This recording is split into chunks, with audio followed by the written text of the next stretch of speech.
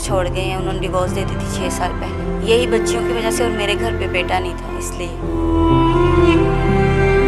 एक कमरे के किराए के घर में रहने वाली इन 3 मासूम बच्चियों के दिलों में पैदाइशी सुराख हैं। 11 साल खतीजा तो कुव्वत बेनाई से भी महरूम है। बाप की बेरुखी ने इसकी बेनूर आंखों और घायल दिल को मजीद छन्नी कर दिया है।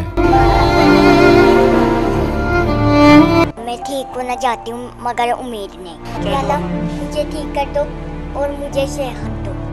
7 साल फाइजा की बस एक आंख में हल्की सी रोशनी है। सबसे बड़ी बहन 12 साल दुआ मुकम्मल तौर पर देख सकती है और पढ़ भी सकती है। D for dog, D for dog। जो एक बहन है वो बिल्कुल ब्लाइंड है, उसको नजर नहीं आता है, वो चल फिर भी नहीं सकती है। दुआ स्कूल पढ़ने जाती है, मेरा भी दिल चाहता है मैं स्कूल पढ़ूं मगर मेरी आंखों पे जोर पड़ता है।